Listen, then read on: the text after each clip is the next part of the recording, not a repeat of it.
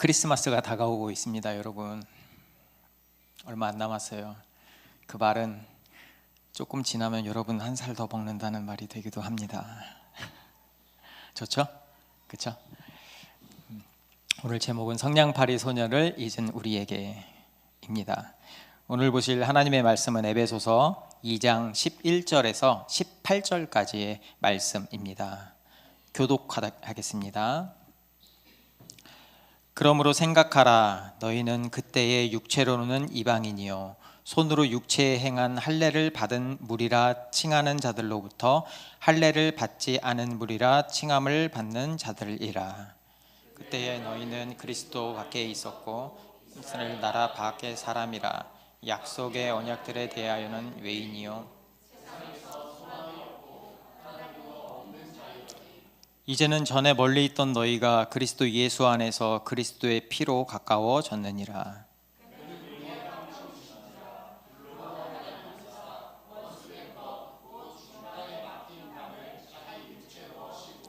법조문으로 된 계명의 율법을 폐하셨으니 이는 이 둘로 자기 안에서 한 새 사람을 지어 화평하게 하시고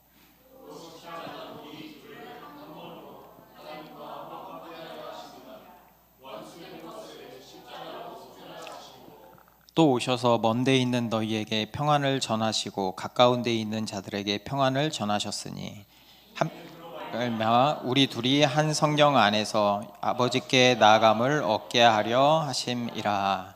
아멘. 여러분 어렸을 때 동화 읽어보셨죠? 안 읽어보신 분 없죠? 다 동화는 읽어보셨죠? 동화는 결말이 되게 행복합니다. 아기돼지 삼형제 읽어보면 넘겨주세요. 늑대가 나타나죠. 이거 봤죠? 그렇죠?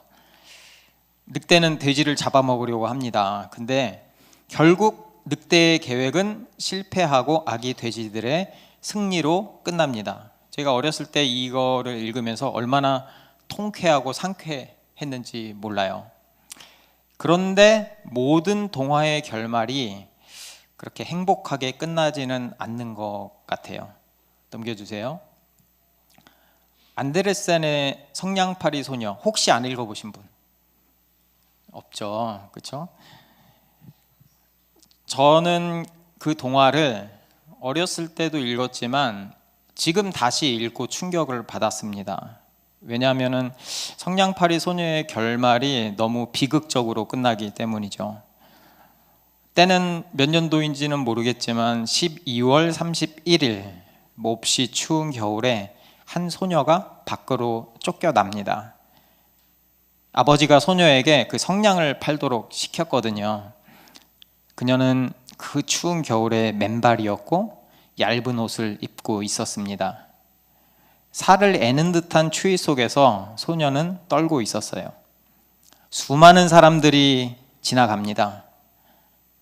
수많은 사람들이 지나가지만 어느 누구도 그 떨고 있는 소녀에게 관심을 주지 않습니다. 그저 분주하게 본체만체하며 자신의 길을 걸어갈 뿐이죠. 추위를 견디지 못한 소녀는 어느 집 앞에서 성냥에 불을 켭니다. 너무 추우니까. 한 번, 두 번, 세 번째 성냥불을 켰을 때 소녀는 환상을 봐요. 살아생전 소녀를 사랑과 친절로 대했던 그 할머니, 돌아가신 할머니를 만납니다.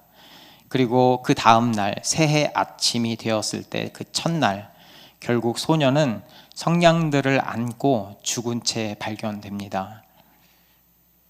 슬프게도 이 이야기는 동화에서만 일어나지는 않는 것 같아요. 지금 우리가 살아가는 이 세상에도 소외된 사람들이 많이 있습니다. 저는 여기서 단순히 가난하다 이 말을 하려고 하고 있는 게 아닙니다. 잘 살든 못 살든 어떤 단체에 있던 심지어는 가정에서도 소외당하는 사람들이 많이 있습니다. 그들은 겨울철 추위에 떨고 있는 소녀처럼 아파하고 신음하고 힘들어합니다. 하지만 어느 누구도 그에게 눈길을 주지 않습니다. 그런 무관심, 방치 속에 소외당한 사람은 점점 죽어갑니다. 그리고 사고가 터지고 나서야 골마 터져 있는 그 사람을 발견합니다. 이미 늦은 거죠. 어떤 사람은 그 모습을 보면서 안타까워서 눈물을 흘리기도 합니다. 하지만 대부분 그들의 머릿속에서 금방 지워져요. 어쩌면 그 사람이 그렇게 골마 터지게 된 건 그 사람의 잘못 때문이야 라고 말하는 사람도 있습니다. 저는 이 책을 다시 읽으면서 이런 질문이 생겼어요. 과연 소녀를 죽음으로 내몬 주체는 누구인가? 이런 질문이 생기더라고요. 그녀를 쫓아낸 그녀의 아버지인가? 아니면 그녀의 성냥을 사주지 않고 외면했던 사람들일까? 그것도 아니면 소녀와 그녀의 아버지를 그렇게 내몰 수밖에 없었던 사회 구조적인 문제였을까? 저는 이 모든 것이 합쳐져서 소녀를 죽음으로 몰아갔다고 생각합니다. 어느 누구도 그 소녀를 돌보지 않았습니다. 이 책, 성냥팔이 소녀를 잊은 그대에게라는 책은 다음과 같은 말로 시작합니다. 소외란 늘 그런 식입니다. 관심이 없으면 보이지 않고 처참한 속살이 드러났을 즈음 그저 양심의 가책으로 끝나는. 그렇게 한 사람이 소외되고 배척되는 상황은 어디에나 있습니다. 그리고 오늘 살펴볼 에베소 교회에도 이런 현상이 있습니다. 소외의 대상은 바로 이방인들이었습니다. 11절입니다. 11절 제가 읽어드릴게요. 그러므로 생각하라. 너희는 그때의 육체로는 이방인이요 손으로 육체에 행한 할례를 받은 무리라 칭하는 자들로부터 할례를 받지 않은 무리라 칭함을 받는 자들이라. 이방인. 구약시대의 이방인은 구원에서 제외된 자들이었습니다. 유대인과는 다르게 이방인은 당연히 하나님에 대해서 제대로 듣지도 못했고요. 그리스도를 통한 구원의 그 약속도 듣지 못했습니다. 그러니까 하나님이 다스리는 나라, 그들이 말하는 천국의 복도 누리지 못했죠.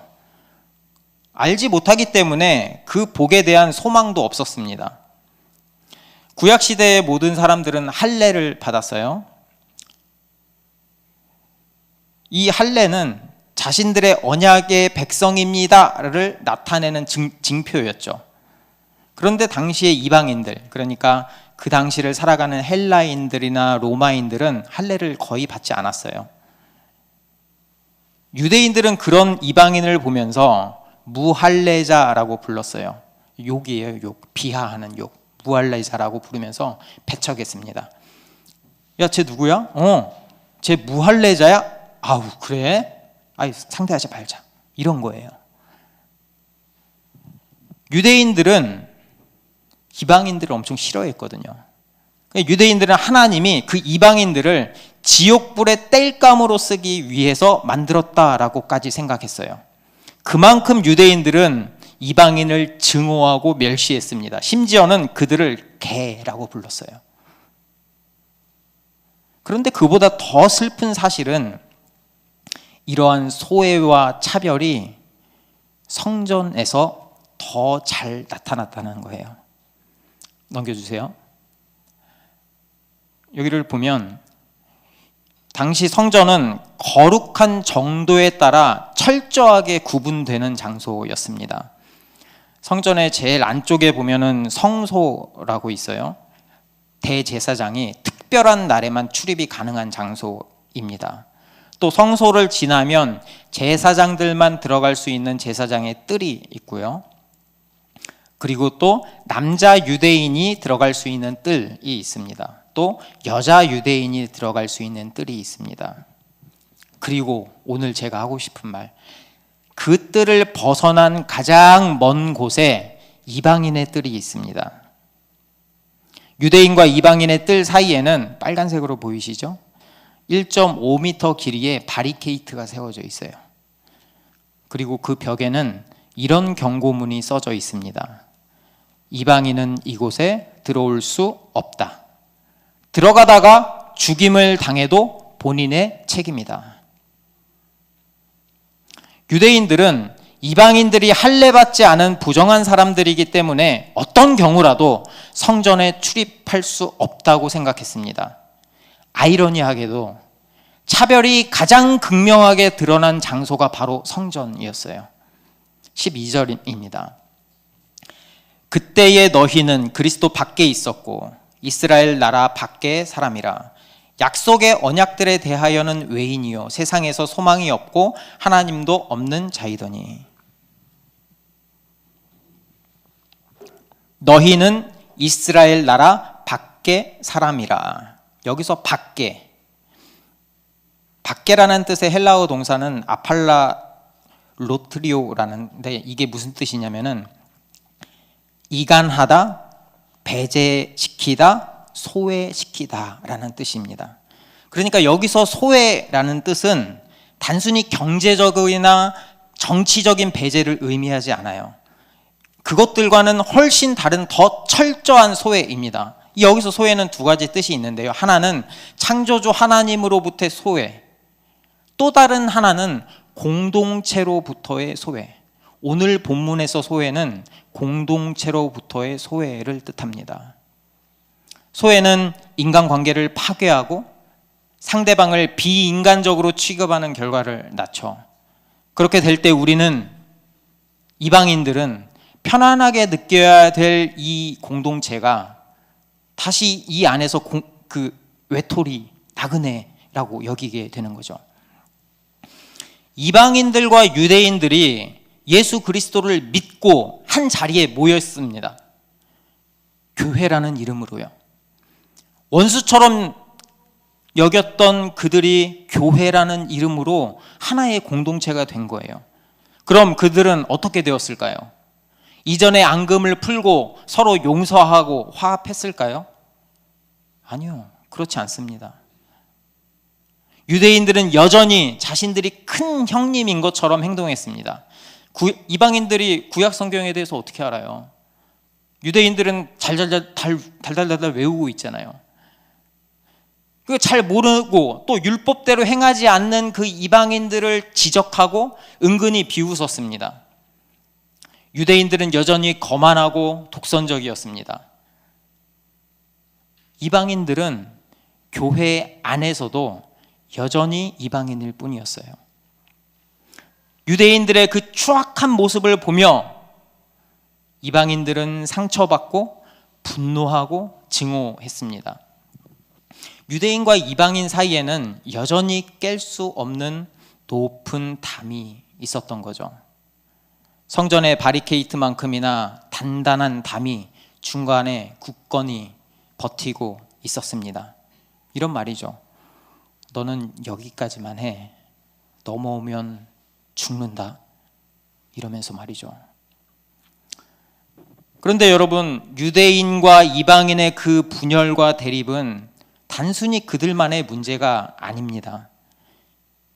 중간에 막힌 그 담은 모든 인류가 겪어왔던 갈등의 한 단면을 보여주는 것에 불과했어요. 그러니까 이 문제는 어제 오늘의 문제도 아니고요. 그리고 이곳에서만 발생하는 문제도 아니고 어디서나 발생하는 문제입니다. 그렇지 않습니까? 여러분 보잖아요. 이게 바로 죄인인 인간의 실체를 보여주는 민낯입니다. 정말 죄는 모든 인류의 보편적인 문제입니다. 이 문제를 어떻게 해결할 수 있을까요? 저는 해결할 수 없다고 생각합니다. 보셨잖아요. 지금 우리도 보고 있잖아요. 우리 주위에 수없이 소외된 사람들, 심지어 교회에서도 소외당하는 이방인을 보지 않습니까? 아니, 지금이라고 없겠습니까?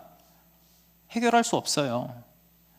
아니, 어쩌면 해결할 어떤 의지도 없고 해결해야 할 필요성도 느끼지 못하는 게 아닐까라는 생각을 저는 합니다. 그런데 이런 상황에서 바울은 정반대의 목소리를 냅니다. 우리의 죄 문제가 해결되었다라고 외칩니다. 13절, 14절입니다.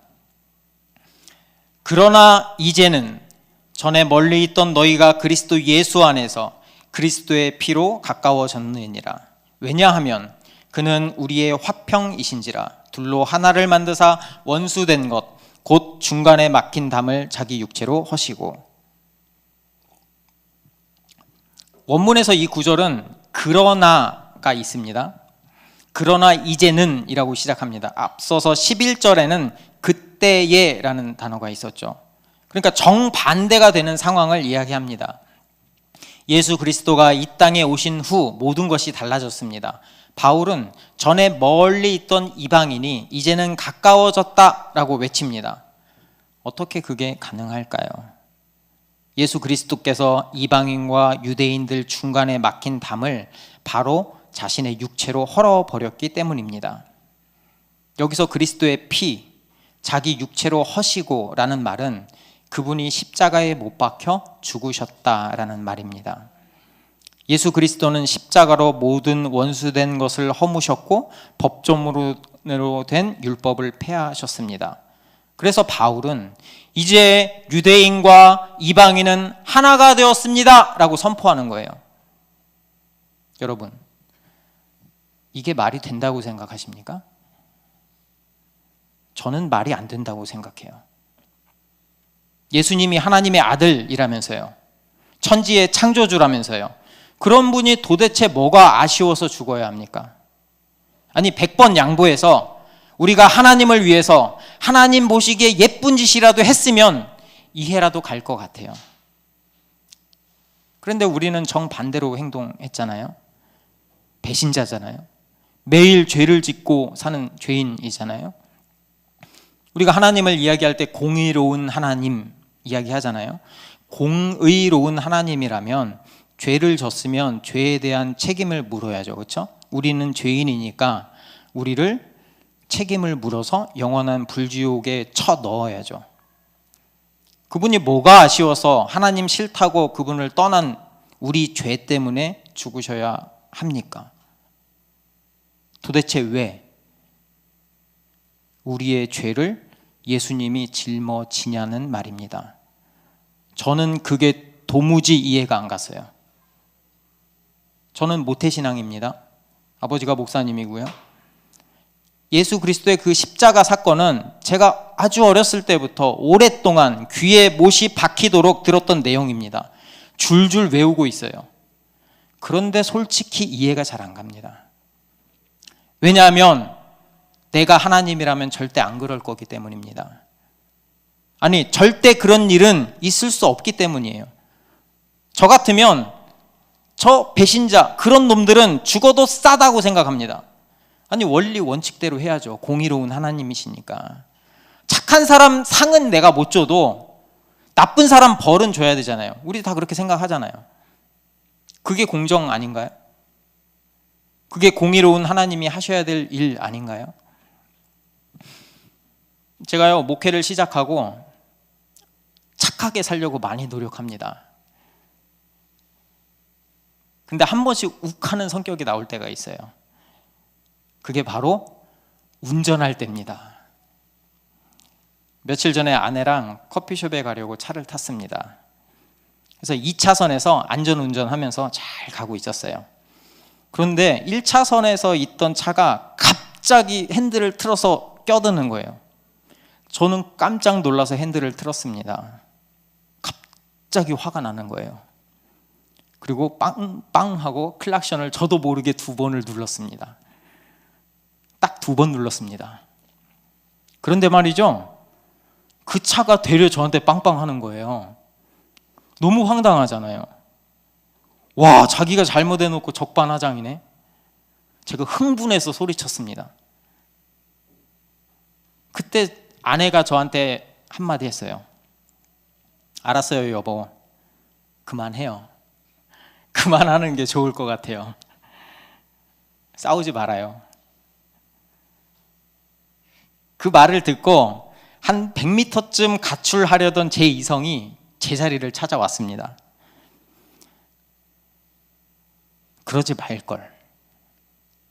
그냥 내가 속도 줄여서 양보할걸. 굳이 싸울 필요 없는데 왜 그랬을까? 꼭 내가 이겼어야 됐나?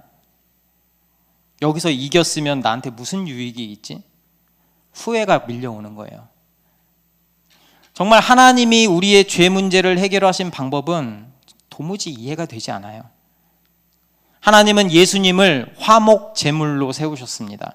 여기서 화목 제물은 화목을 위한 제물이라는 뜻이에요.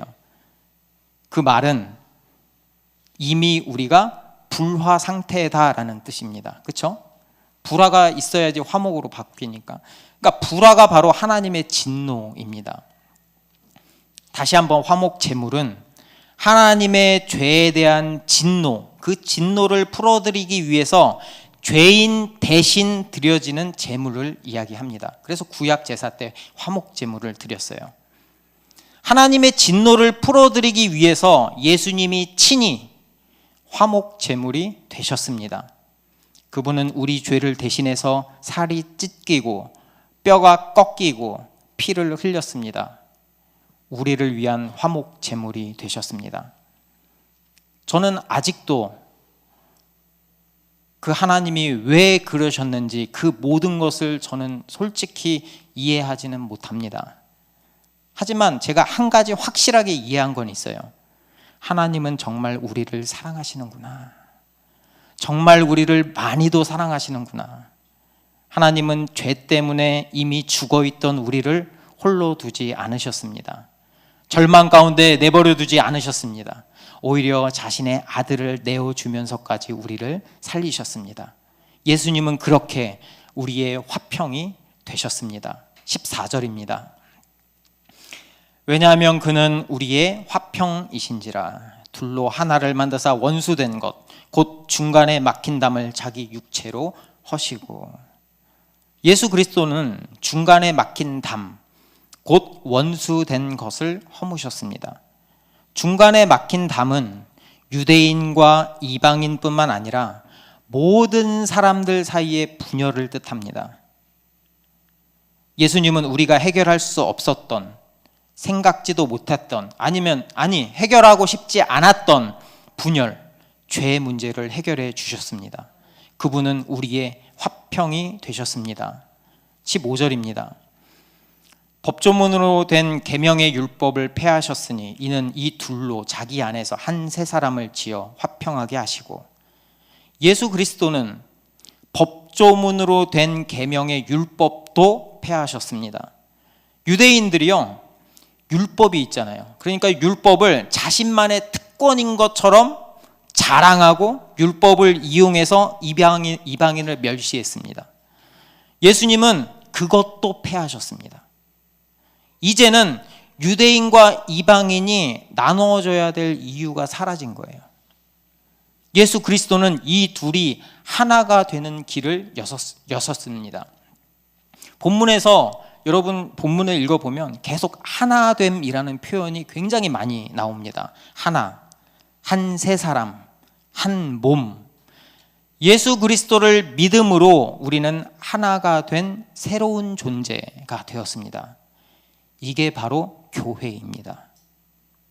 유대인이건 이방인이건 상관없이 오직 예수 그리스도를 믿음으로 하나가 되었습니다. 교회가 되었습니다. 16절입니다. 또 십자가로 이 둘을 한 몸으로 하나님과 화목하게 하려 하심이라. 원수된 것을 십자가로 소멸하시고. 교회가 되었다는 말은 하나님과 화목하게 되었다는 말입니다. 예수님은 십자가로 중간에 막힌 담, 원수된 것을 소멸하셨습니다. 여기서 소멸하셨다라는 말은 죽였다라는 뜻입니다. 이전에는 원수였던 유대인도 이방인도 중간에 막힌 담이 죽었기 때문에 이제는 서로 화목하게 되었습니다. 17절 읽어보겠습니다. 또 오셔서 먼 데 있는 너희에게 평안을 전하시고 가까운 데 있는 자들에게 평안을 전하셨으니 이는 그로 말미암아 우리 둘이 한 성령 안에서 아버지께 나아감을 얻게 하려 하심이라. 죽었던 우리가 다시 살아나게 되었다는 그 소식, 그 기쁜 소식이 바로 복음입니다. 그 기쁜 소식은 처음부터 먼데 있던 이방인들과 가까운 데 있던 유대인들에게 동일하게 주어졌습니다. 이렇게 하신 목적은 교회가 하나 되어서 하나님을 찬양하고 예배하도록 하기 위해서입니다. 하나님과 단절되었던 우리가 그게 이방인이든 유대인이든 상관없이 한 성령 안에서 하나님께 나아갈 수 있게 되었습니다. 그게 바로 교회입니다. 사실 우리 모두가 이방인이었습니다. 소외되고 상처받고 골마 터져 있던 존재가 바로 우리잖아요. 하나님 없는 우리는 어떻게 해야 될까요? 우리 스스로 우리를 지켜야죠. 그렇죠? 그래서 담을 높이 쌓았습니다. 왜냐하면 나를 보호해야 되니까, 나도 살아야 되니까. 그래서 그 담을 이용해서 다른 사람들을 무시하고 짓밟고 경멸했습니다. 그런데요, 그 담은 우리를 더욱더 외롭게 만들었어요. 스스로를 고립시키고 소외시켰습니다. 그게 가시가 되어서 서로 찌르고 또 찔렸습니다. 그게 하나님으로부터 소외된 우리의 민낯 아닌가요? 하지만 여러분, 이제 우리는 이전에 소망 없던 이방인이 아닙니다. 더 이상 죄로 담을 쌓지 않아도 됩니다. 예수 그리스도가 육체로 모든 담을 허물어 주셨습니다. 한 성령 안에서 새로운 하나의 공동체, 교회가 되었기 때문입니다. 검색을 하다 보니까 순정만화 후르츠 바스켓 아세요? 후르츠 바스켓? 저도 몰라요. 그냥 딱 구절 하나가 있어서 가져왔습니다. 이런 대사가 나옵니다. 자기 자신을 존중하기 위해서는 누군가에게 폭리에 가까운 사랑을 받아봐야 한다. 다시 한번 읽어드릴게요. 자기 자신을 존중하기 위해서는 누군가에게 폭리에 가까운 사랑을 받아봐야 한다. 여러분 어떻게 생각하세요? 동의하십니까? 맞는 말 같아요? 제가 어느 모임에 갔는데 한 목사님이 이런 말씀을 하셨어요. 개척교회 목사님이셨습니다. 건강한 가정에서 크는 아이들은 주말에 놀이터에 없대요. 왜냐하면 가족들이 주말에 놀러 가거든요. 주말에 항상 놀이터에서 놀고 있는 아이들은 대개는 가정 환경이 좋지 않은 경우가 많다고 합니다. 그러면은 목사님들이 그 아이들을 전도해서 교회로 데리고 옵니다. 무슨 일이 벌어질까요? 싫어합니다. 특히 또래 아이들을 키우는 부모님들이 싫어합니다. 왜냐하면 그 아이가 불량 학생이거든요. 부모는 자신의 자녀에게 뭐라고 해야 될까요? 함께 잘 놀라고 해야 할까요? 아니면 질이 나쁜 아이니까 가까이 가지 말라고 해야 될까요? 그 아이를 교회에서 내쫓아야 할까요? 말아야 할까요? 그분들이 딱 이러지도 저러지도 못하는 표정을 짓는다고 합니다. 못마땅한 거죠. 그런데 말이죠, 그 아이도 결국 자신이 이곳에서 사랑받지 못한다는 사실을 알게 됩니다. 그 공동체에서도 소외당하고 있다는 그 사실을 알게 됩니다. 그렇게 그 아이들은 교회를 떠납니다. 그렇게 떠나간 아이들이 그 후에 다시 교회로 돌아올 수 있을까요? 우리한테도 유대인들만큼이나 높고 높은 절대 깨지지 않는 담이 존재해요.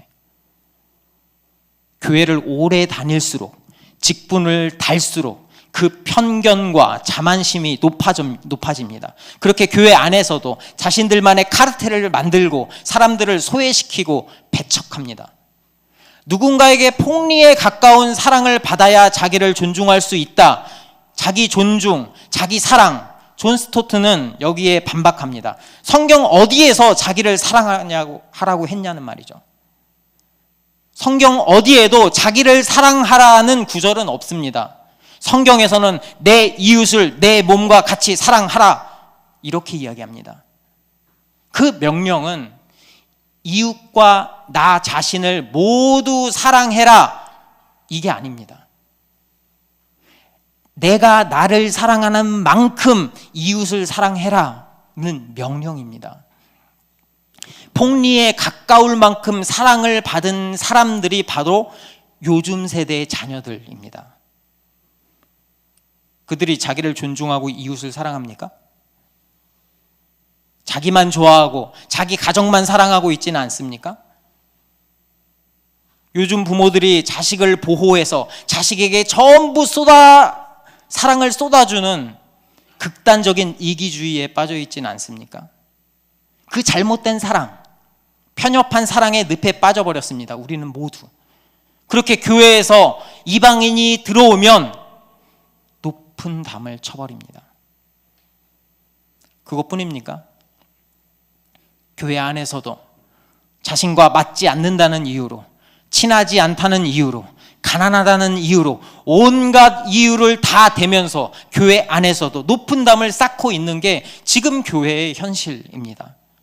그래서 나만, 우리 가족만 마음 잘 맞는 끼리끼리만 어울립니다. 은연중에 저 사람은 불편하고, 아니 어떨 때는 대놓고 저 사람 싫어요, 저 사람 때문에 내가 교회 못 가겠어요 이렇게 이야기하기도 합니다. 여러분, 교회가 무엇입니까?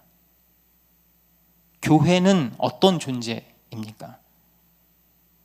교회는 어느 정도의 가치가 있습니까? 예수님은 하나님이십니다. 천지의 창조주이십니다. 성부 하나님의 아들입니다. 무려 그 예수 그리스도의 핏값으로 교회가 탄생했습니다. 그리스도 안에서 새롭게 하나 된 공동체, 그게 바로 그리스도인이고 교회입니다. 이런 엄청난 축복을 받은 교회는 교회 안에서 하나가 되어야 합니다. 나뉘면 안 됩니다. 아니, 나뉠 수 없습니다. 하나님은 우리가 감히 상상할 수 없는 큰 사랑을 베풀어 주셨습니다. 자신의 아들까지 내어주는 말이 안 되는 사랑을 베풀어 주셨습니다. 그 작가가 이야기하는 폭리로도 설명이 안 되는 넘치는 사랑을 우리에게 부어 주셨습니다. 그러니까 죄의 모든 담이 허물어진 곳, 죽었다고 그랬잖아요. 죽은 곳이 바로 교회예요.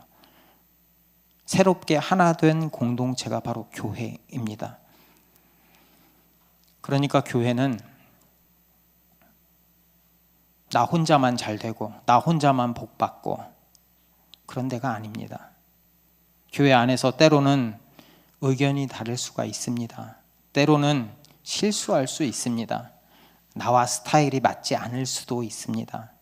하지만 그런 다양성 속에 우리는 그리스도로 하나 된 공동체라는 사실을 명심하시기 바랍니다. 교회에서는 더 이상 성냥팔이 소녀 같은 소외당하는 이방인이 있으면 안 됩니다. 매 순간 우리가 그 사실, 하나님의 은혜를 기억하기 바랍니다.